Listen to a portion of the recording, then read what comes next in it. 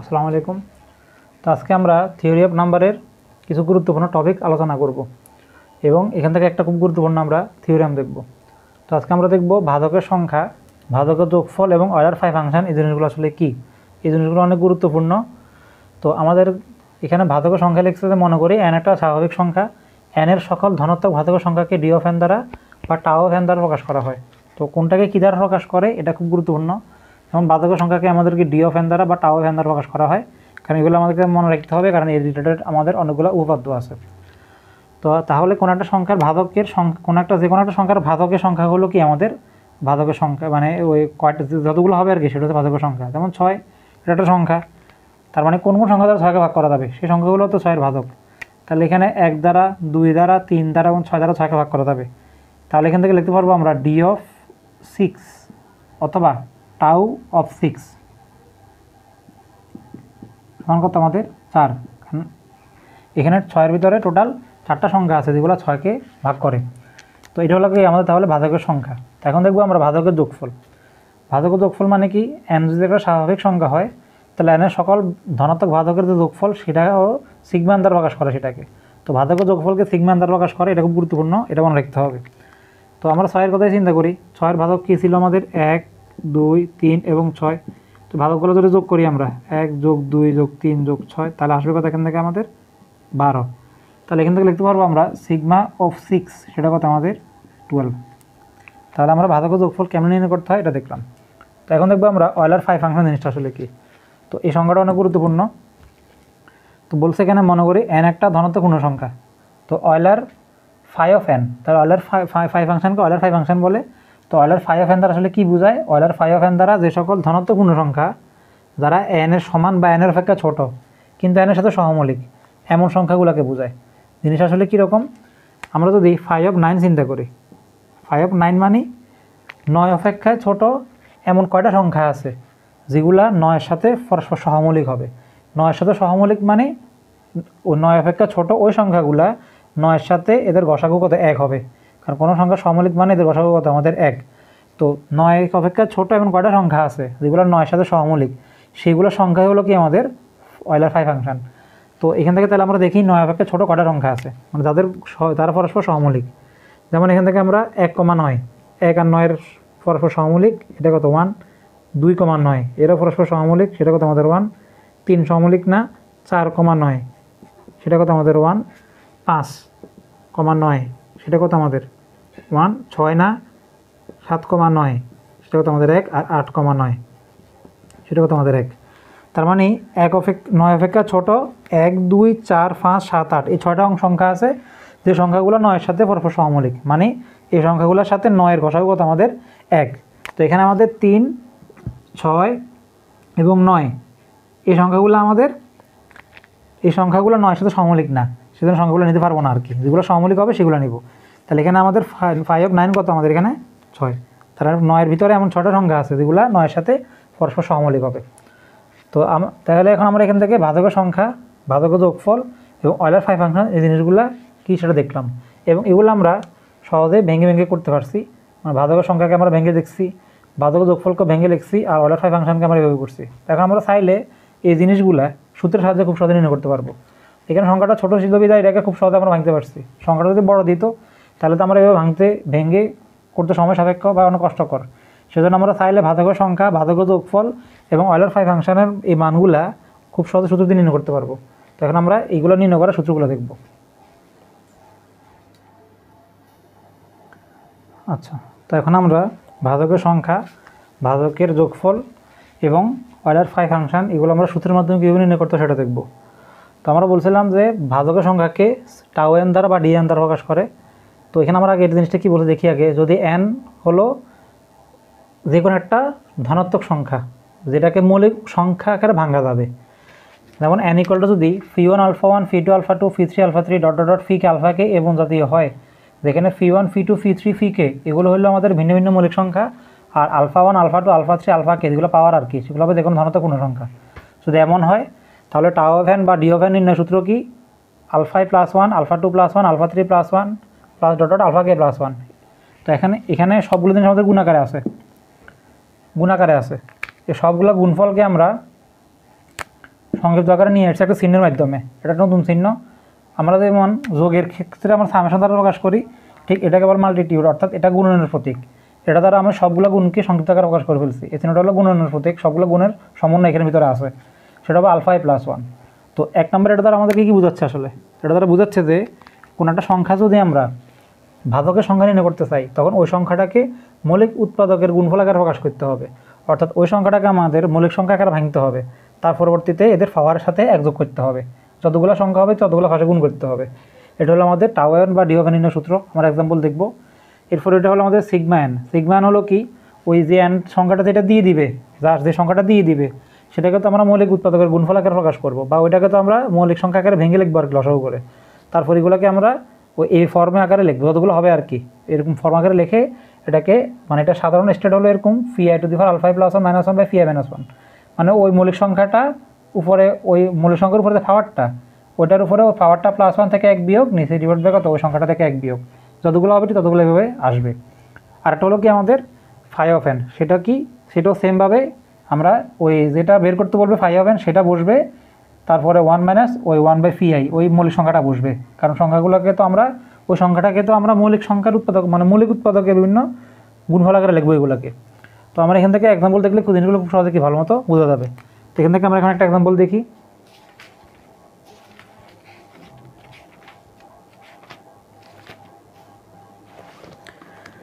যেমন এখানে আমরা 1170 একটা এক্সাম্পল দেখতেছি। বলছে আমাদেরকে 1170 এত ভাজকের সংখ্যা ও ভাজকের সমষ্টি নির্ণয় করো। ভাজকের সংখ্যা ও ভাজকের যোগফল কত?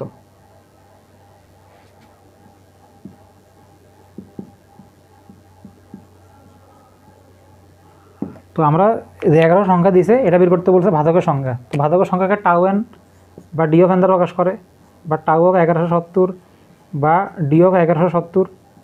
তো আমাদের টার্গেট হলো এটাকে আমরা 1170কে মৌলিক সংখ্যার বিভিন্ন গুণফল আকারে প্রকাশ করবো, বা এটাকে লসাগু করবো আর কি। মৌলিক সংখ্যাগুলো পাবে এমন সংখ্যাগুলো দিয়ে লসাগু করবো এটাকে। যেমন 1170, তো 2 তো মৌলিক সংখ্যা, তো 2 দিয়ে ভাগ করে এটাকে আমাদের আসবে 585।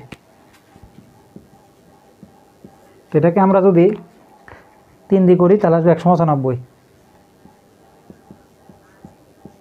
তারপর এখানে যদি আমরা 3 দিয়ে করি, 5 দিয়ে করি তাহলে আসবে 65।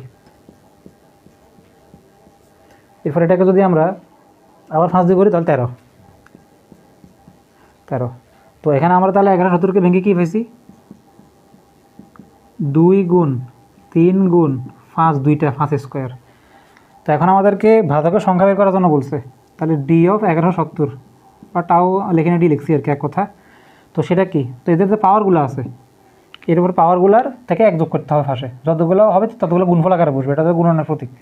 তার মানে এখানে 1 আছে পাওয়ার, তার সাথে 1 যোগ করতে হবে, 1 যোগ 1 ইন্টু 3 উপর পাওয়ার এখানে 1 আছে, তার সাথে 1 যোগ করতে হবে, ইন্টু 5 এর পাওয়ার 2 আছে, তার সাথে 1 যোগ করতে হবে। তাহলে এখানে কত আসে? 1 যোগ করলে 2, এখানে 2 1 করলে 3, তাহলে 3 দুগুণা 6, 6 দুগুণা কত আমাদের 12।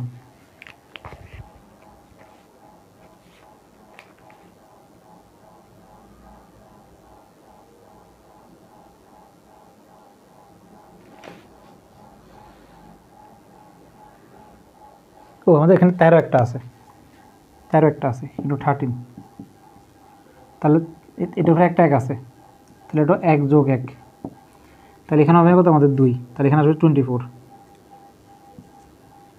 তাহলে 1170 ভিতরে টোটাল আমাদের 24টা ভাজক আছে, মানে 24টা সংখ্যা আছে, যে 24টা সংখ্যা 1170কে কি ভাগ করে। তাহলে আমরা ভাজকের সংখ্যাটা এইভাবে নির্ণয় করতে পারছি। তো এখন দেখবো আমরা ভাজকের সমষ্টিটা কীভাবে নির্ণয় করবো, মানে 1170 ভাজক যেগুলো পাইছি আমরা, যে 24টা ভাজক হবে আর কি, সেগুলার যোগফল কত সেটা এখন দেখব।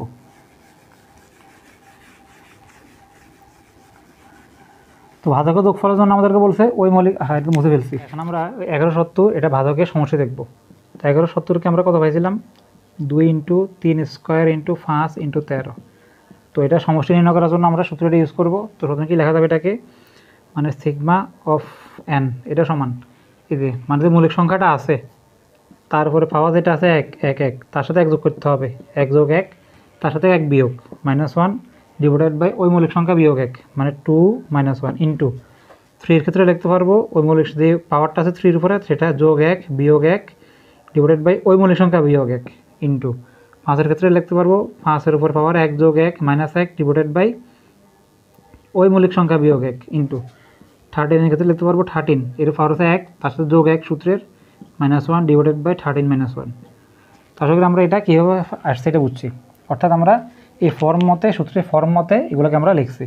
তো এখন এটা ক্যালকুলেশনগুলো এখানে আসবে আমাদের 2 এর উপরে স্কোয়ার 4, 4 থেকে গেলে 3, 3কে যদি আমরা 1 দিয়ে ভাগ করি তখন আসবে 3 ইন্টু এটা 3 এর উপরে এখানে 2কে 3 কিউব মানে 27, 27 থেকে 1 বিয়োগ করলে থাকবে আমাদের 26, 26 থেকে 2 দিয়ে ভাগ করলে আসবে 13 ইন্টু এখানে আসবে আমাদের 5 এর স্কোয়ার মানে 25, 25 থেকে 1 গেলে থাকে 24, 24কে 4 দিয়ে ভাগ করলে 4 6 24 6, আর এখানে আসবে আমাদের 13 উপর স্কোয়ার মানে 169, 169কে যদি আমরা থেকে 1 বিয়োগ করি 168কে 12 দ্বারা ভাগ করলে আসবে আমাদের 14। আচ্ছা হ্যাঁ, তো এখন এগুলো গুণ করলে আমাদের আসবে 3276, অর্থাৎ আমাদের যে এখানে এই 1170 যে 24টা ভাজক আছে ওই ভাজক সবগুলো যোগ করলে যোগফল আসবে কত আমাদের 3276। তো আশা করি আমরা এই এক্সাম্পলটা বুঝছি কীভাবে আমাদের ভাজকের সংখ্যা এবং ভাজকের সমষ্টি সূত্রগুলোর মাধ্যমে নির্ণয় করতে হয়। তো এখন দেখবো আমরা ফাই অফ এন, এটা তো আমরা সরাসরি ভেঙে করছিলাম, তো এটা আমরা সূত্র দিয়ে কীভাবে নির্ণয় করতে পারবো সেটা দেখব। যেমন আমরা এই 5 এটা দেখছিলাম, 5 কত আসছিল আমাদের 5 সেটা কত আসছিল আমাদের 6 আসছিল, এটা আমরা দেখছিলাম। তো সূত্রের মাধ্যমে এটা কীভাবে দেখবো 6 আসে কি না, 6টা দেখবো আর কি। তো সেই জন্য আমাদেরকে 9টাকে মৌলিক উৎপাদক আকার ভাঙতে হবে, 3 তারিখা 9, তারপর 3 স্কোয়ার পাইছি আমরা। তো তাহলে 5 এর সূত্রটা কী বলছে, সেটা বলছে যে আমাদের এখানে ওই যে সংখ্যাটা n আছে সেটা পাশে গুণ আকার বসবে। এটাকে যদি আমরা নির্ণয় করতে চাই তখন এটা কী করবো, তাহলে আমাদের এখানে 3 স্কোয়ার পাইছি, এটাকে 3 স্কোয়ার লিখতে পারবো। তাহলে প্রথমে এখানে n, সুতরাং 5 n মানে 9টা আর কি, 9 ইন্টু 1 মাইনাস 1 বাই ফি আই মানে ওই মৌলিক সংখ্যাটা এখানে তো 3, তাহলে 1/1 মাইনাস 1/3, তাহলে 9 ইন্টু তাহলে 3, 3 থেকে গেলে থাকে কত এখানে আমাদের 2, তাহলে 3 তারিখা 9, 3 দুগুণে কত আমাদের 6। তাহলে আসলে এই 5 9 করেছিল আমাদের 6।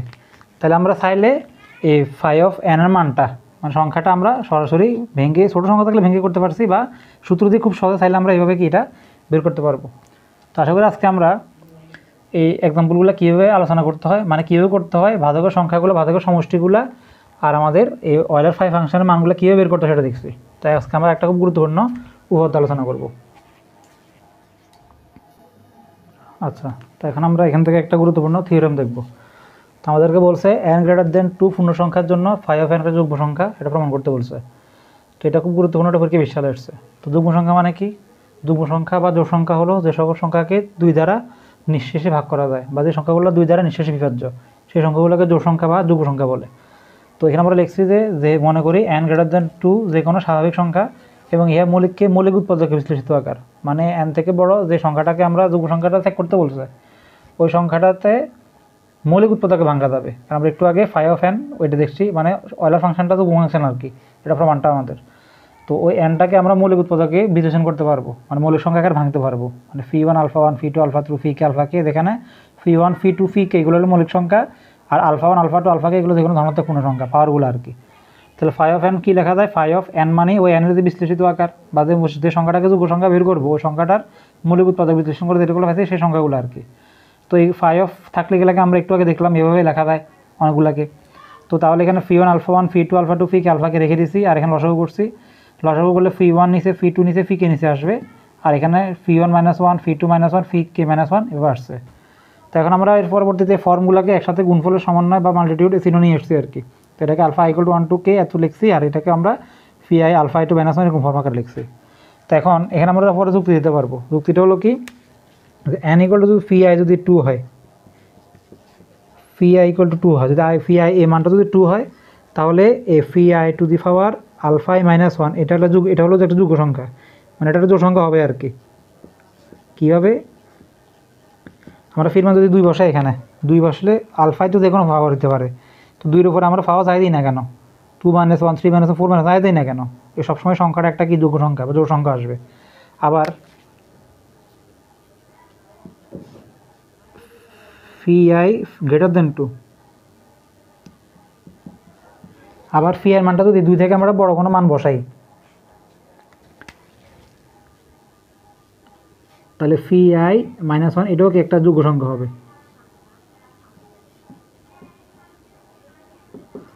যোগ্য সংখ্যা মানে মৌলিক সংখ্যা বসাই আর কি। phi গ্রেটার দেন 2 মানে 2 অপেক্ষা বড় যে কোনো মৌলিক সংখ্যা যদি এখানে আমরা বসাই phi -1, তখন এটাও একটা কি জোড় সংখ্যা হয়ে যাবে বা যোগ্য সংখ্যা হয়ে যাবে। কারণ ফাইনালি বলতে পারি কি আমরা phi অফ n এটা হলো কি আমাদের একটা যুগ্ম সংখ্যা, কারণ এটাও যোগ্য, এটাও কি আমাদের জোড় বা যোগ্য। সুতরাং phi অফ n কি একটা যুগ্ম ফাংশন, যুগ্ম ফাংশন। তো আশা করি আজকে আমরা অনেক গুরুত্বপূর্ণ কিছু টপিক আলোচনা করছি, এগুলো আমরা বুঝছি। তো আমরা আমাদের পরের লেকচার থেকে এখান থেকে আরও কিছু গুরুত্বপূর্ণ টপিক নিয়ে আলোচনা করবো। আজকে পর্যন্তই, আল্লাহ হাফেজ, আসসালামু আলাইকুম।